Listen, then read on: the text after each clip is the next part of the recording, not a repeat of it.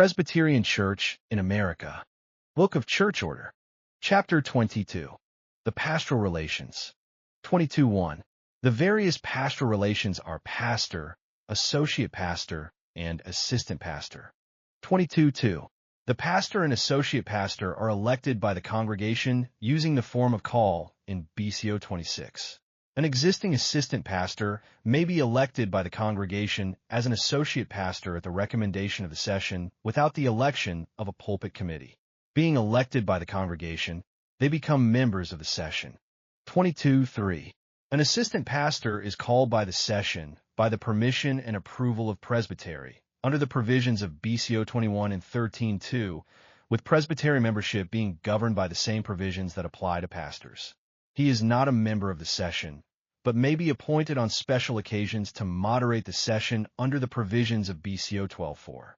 22:4. The relationship of the associate pastor to the church is determined by the congregation. The relationship of the assistant pastor to the church is determined by the session. The dissolution of the relationship of both is governed by the provision of BCO 23. 22:5.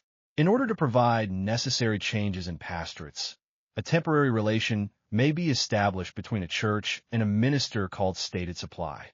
If a church is unable to secure a regular pastor or a stated supply, then the session with approval of presbytery may establish a temporary relation between the church and a licentiate called student supply or ruling elder supply. 22:6.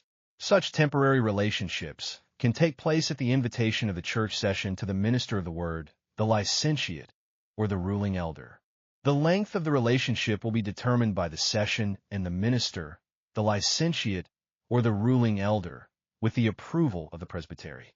Stated supply, student supply, or ruling elder supply relationships will be for no longer than 1 year, renewable at the request of the session and at the review of the presbytery.